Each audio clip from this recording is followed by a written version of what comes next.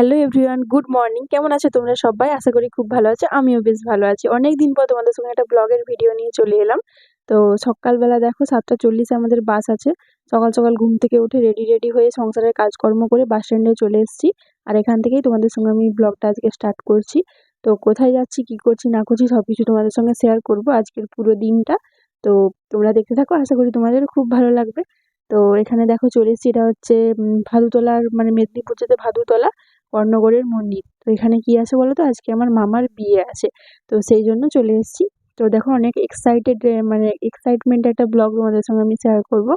তো এখানে দেখো বাবান যেহেতু মানে ঘুম থেকে ওকে উঠিয়েই ও যেহেতু সকাল সকাল মানে খুব সকাল সকাল কিছু ওকে যেহেতু আমি খাওয়াই না, তো সেই জন্য ওকে ঘুম থেকে তুলেই একদম রেডি করিয়ে চলে এসেছিলাম বাসে। বাসে করে যেহেতু এসেছিলাম আর উপরের রাস্তাটা ও ঘুমিয়ে এসছে। তো যেহেতু এখান থেকে আমরা ডাইরেক্ট মামাঘর চলে যাব, তো সেই জন্য ব্যাগপত্র সমস্ত কিছু গুছিয়ে ব্রাশ ট্রাশ সব কিছু নিয়েই এসেছিলাম। তো এখানে বাবানকে মানে ব্রাশ করিয়ে দিলাম, প্রথমে ব্রাশ করিয়ে মুখ টুক ধুইয়ে ওকে ফ্রেশ করিয়ে খাবার দাবার খাইয়ে দিয়েছি। আর ততক্ষণকে এখানে দেখো মা আর সবাই চলে এসছে, মানে মামা বাড়ি থেকেও সবাই চলে এসছে। আর বুনু এখানে আমার জন্য হাতে নিরামিষ লুচি আর তরকারি নিয়ে দাঁড়িয়ে আছে। তো আমার যেহেতু একটু ঠান্ডা লেগেছে তাই গলাটা একটু বসা বসা লাগবে, প্লিজ একটু তোমরা অ্যাডজাস্ট করে নিও। আর এখানে দেখো সবাই দাঁড়িয়ে আছে, মামা মামি, মানে মামা বাড়ি মানেই বুঝতে পারছো, মামা মামি দিদা দাদু এই আর কি সবাই। তো এখানে আমার অনেকগুলো পুচকু পুচকু ভাইও হয়ে গেছে এখানে। আর এদিকে দেখো আমাদের মামিও চলে এসছে। এখানে দেখো মাসি কি করছে বলো তো, মাসি মানে মামার গায়ে ছোঁয়ানো হলুদটা মামির গায়ে লাগিয়ে দিচ্ছে। তো যেহেতু মন্দিরে বিয়ে বুঝতেই পারছো, তো সেই জন্য সকালবেলা আর রাস্তার ডিস্টেন্সটাও অনেকটা আনন্দপুর থেকে মানে কোতাইগড় দীঘা লাইনে। তো সেই জন্য সকালবেলায় মানে গায়ে হলুদ নিয়ে আসা মানে মানে এসব করা তো সম্ভব ছিল না। তো তাই সেই জন্য মামা বাড়িতে মামার নানি মুখ তারপরে গায়ে হলুদ সবই হয়েছিল। তো সেখান থেকেই মামার গায়ে ছোঁয়ানো হলুদ একটু মামির জন্য নিয়ে এসেছিল, সেই হলুদটাই এখন মানে মামির গায়ে ছুঁইয়ে দিচ্ছে। আর আজকে রাত্রেই বৌভাতের অনুষ্ঠান, তো সবকিছু অনেক তাড়াহুড়োর মধ্যেই হয়েছে বুঝতেই পারছো। তো সেই জন্যই আর কি। তো একটু হলুদ নিয়ে এসে মামির গায়ে ছুঁইয়ে দিল। তো তোমরা বলতে পারো যে আজকেই কেন গায়ে হলুদের এই বৌভাতের অনুষ্ঠান, তো পরের দিন করলেও তো হতো। পরের দিন হয়নি, তার একটাই কারণ হচ্ছে মানে বুধবার দিন বিয়ে ছিল মামার, মানে 6 মার্চ ছিল বুধবার।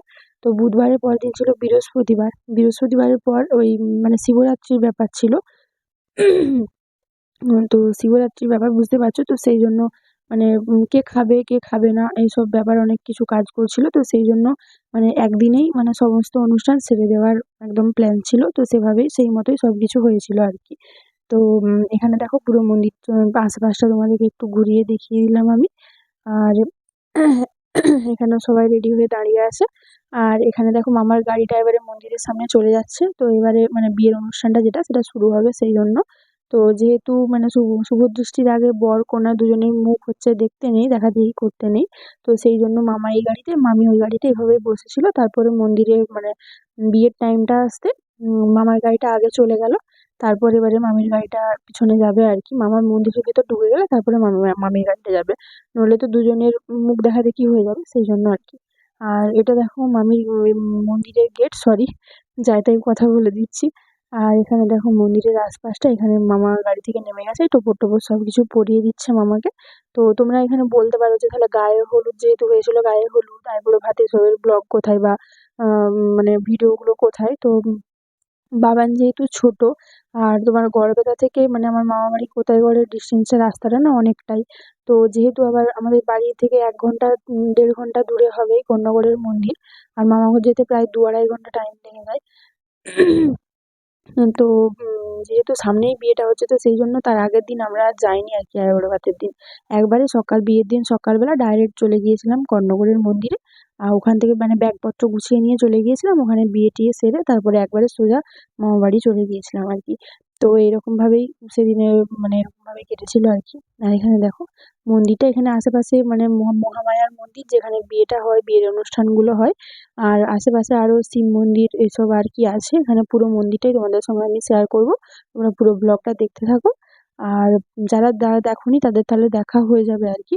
ওইখানে দেখো মামা একদম মন্দিরের ভেতরে ঢুকে গেছে। আর সবাই এখানে আমরা দাঁড়িয়ে আছি, ওয়েট করছি। ভিতরে পুজো হচ্ছিল, তো পুজো হয়ে যাওয়ার পর ডাকবে, তখন যাব। গিয়ে তারপর বিয়ের অনুষ্ঠানটা শুরু হবে, বিয়ে শুরু হবে আর কি। এখানে দেখো কিছু একটা মন্দির, কি মন্দির আমি ঠিক বলতে পারছি না। তো এখানে আমি নিজেকে একটু দেখিয়ে দিলাম, যেহেতু মন্দিরে বিয়ে, তারপর মানে দিনের বেলা বুঝতেই পারছো, সেই জন্য সেরকম কিছু সাজগোজ সেদিন করিনি আর কি। ওই একটু চুড়িদার পরে নর্মাল হালকা গয়না পরে গিয়েছিলাম। তো এই আর কি। তো সবাই ওখান থেকে সাজুগুজু করে এসেছিল, আমি রাত্রে গিয়ে সেজেছিলাম, তো তোমরা সেটা দেখতে পাবে। আর এখানে বাবার দেখো একদম শুয়ে পড়ে প্রণাম করছে। বাবার না এভাবেই প্রণাম করে, আমি যখন পুজো করি সন্ধে দিই বাড়িতে, শাঁখ বাজানোর সময় এরকম শুয়ে পড়বে, শুয়ে পড়ে প্রণাম করবে। আর এখানে দেখো এবারে মানে বিয়ের অনুষ্ঠানটা শুরু হবে আর কি, সেজন্য মামিকে নিয়ে আসছে ওপাশ থেকে। আর মামাও এপাশ থেকে মানে মন্দিরে ঢুকে গেছে আর কি, মেন মন্দিরের ভিতরে। মামাকে ঢুকিয়ে দিয়ে তারপর মামিকে মানে আনা হচ্ছিল আর কি। তো না হলে তো মুখ দেখাদেখি হয়ে যাবে, সেই জন্য। আর এখানে দেখো মায়ের মন্দির, মহামায়ার মন্দির, ভেতরটা এটা।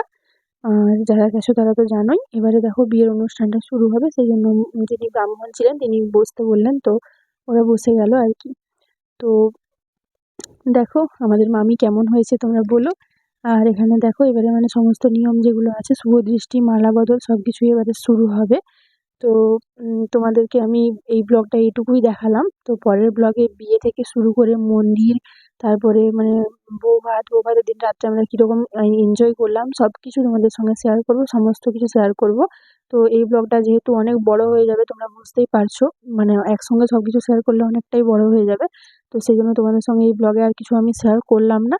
পরের ব্লগে তোমাদের সঙ্গে সব কিছু শেয়ার করব, মানে কাল পরশু করে সমস্ত ব্লগ তোমরা পেয়ে যাবে।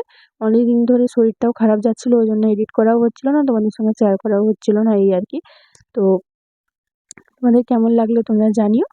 তো আজকের মতো এটুকুই, তোমরা সবাই ভালো থেকো, সুস্থ থেকো। দেখা হবে অন্য নেক্সট ভিডিওতে। টাটা।